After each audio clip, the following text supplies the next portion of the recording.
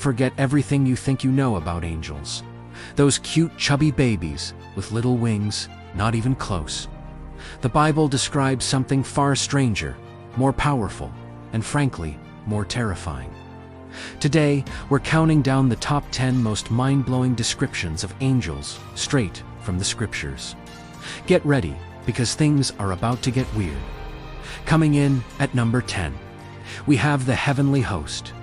Imagine you're a shepherd, just watching your flock on a quiet night. Suddenly, the sky splits open, not with one angel, but with a whole army, a multitude of them, praising God and lighting up the darkness.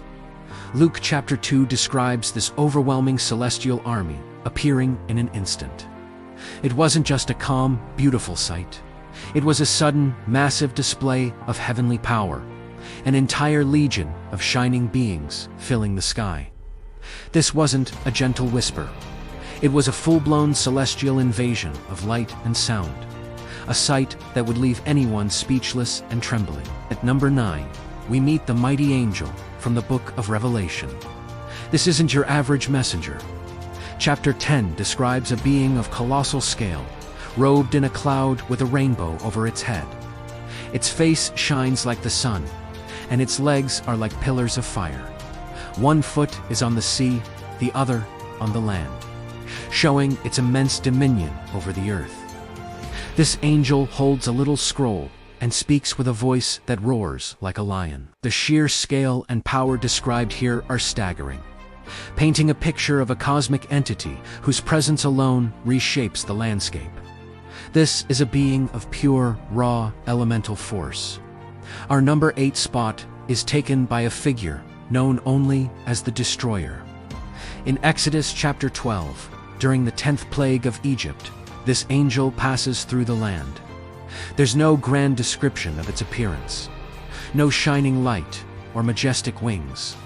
Instead, its presence is defined by what it does. It is a silent, unseen force of judgment, passing over the homes marked with blood and bringing death to the firstborn in every other household. The terror of the Destroyer lies in its silent, unstoppable nature. It's a chilling reminder that not all divine beings are here to bring comfort. Some are instruments of terrifying, absolute judgment. Fighting its way to number 7 is Michael, the archangel.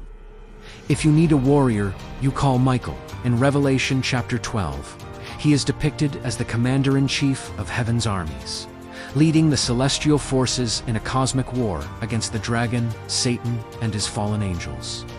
Michael isn't a messenger or a guide. He is the Prince of Warriors, the ultimate champion of heaven. His name means "who is like God," a battle cry in itself. When you picture Michael, think of a general clad in divine armor, wielding a sword of light, the very embodiment of righteous fury and heavenly might, casting down evil from the heavens. Flying in at number 6 is the famous messenger, Gabriel. But forget any simple image you might have. In the book of Daniel, chapter 9, Gabriel is described appearing in swift flight. He's not just walking or floating. He moves with incredible speed, a blur of divine purpose. He is described as having the appearance of a man, but one who radiates a divine brilliance that causes the prophet Daniel to fall on his face in awe and fear.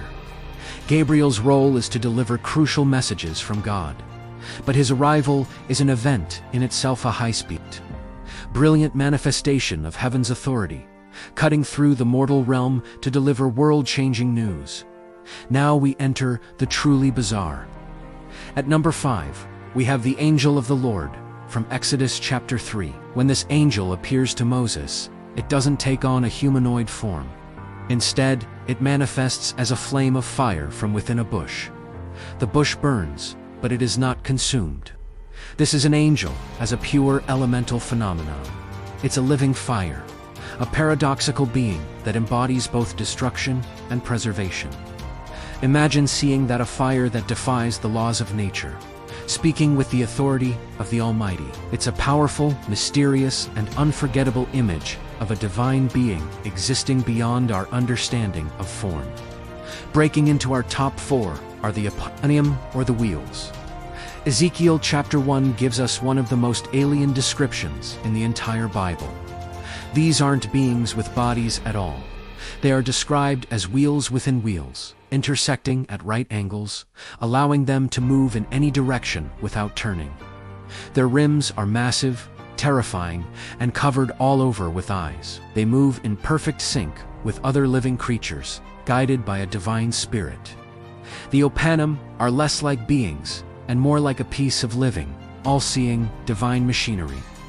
They represent God's omniscience and omnipresence, a concept so abstract it takes the form of these mind-bending, eye-covered wheels. At number 3, we have the living creatures. Also described in Ezekiel chapter 1, these 4 beings are a wild combination of forms. They have the general likeness of a human, but each has 4 faces: a man, a lion, an ox, and an eagle. They have 4 wings, 2 stretching upward and 2 covering their bodies. Their legs are straight like a human's, but their feet are like the hooves of a calf, and they gleam like polished bronze. They dart about like flashes of lightning, and fire moves back and forth among them. They are a living, breathing collage of creation, representing the wild, untamed power and majesty of the natural world, all brought together in one stunning celestial being. Our runner-up at number 2 is the cherubim. If you thought the living creatures were strange, hold on. The cherubim, described in Ezekiel chapter 10, are even more complex. Like the living creatures, they have 4 faces, but here they are, the face of a cherub, a human, a lion, and an eagle. Their entire bodies, their backs, their hands, their wings along with the wheels beside them, are covered from top to bottom with eyes. They are a whirlwind of wings, faces, and countless unblinking eyes, serving as the guardians of God's glory and the throne-bearers of the Almighty. The sheer density of eyes conveys an inescapable, all-knowing presence that is both magnificent and deeply unsettling. And finally, at number 1, the most awe-inspiring and formidable angels described in the Bible, the seraphim, found in Isaiah chapter 6.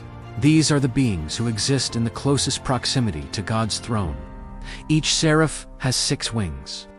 With 2, they cover their face, unable to look directly upon the full glory of God. With 2, they cover their feet, a sign of humility and reverence. And with the final 2, they fly. They are beings of pure light and fire, and their only described purpose is to fly above God's throne, crying out, "Holy, holy, holy is the Lord Almighty. The whole earth is full of His glory." Their cry is so powerful that it shakes the foundations of the temple. The seraphim represent the pinnacle of holiness and power. So glorious, they must shield themselves from an even greater glory. They are the ultimate expression of celestial worship and awe. So there you have it, from celestial armies and cosmic giants to fiery wheels and 6-winged guardians. The Bible paints a picture of the angelic realm that is far more complex and incredible than we could ever imagine. These beings are not gentle companions. They are powerful, terrifying, and utterly alien. They are the messengers, warriors, and guardians of a divine reality that defies human comprehension. Thanks for watching, and if you enjoyed this journey into the stranger side of Scripture, be sure to like, subscribe, and hit that notification bell for more. See you next time.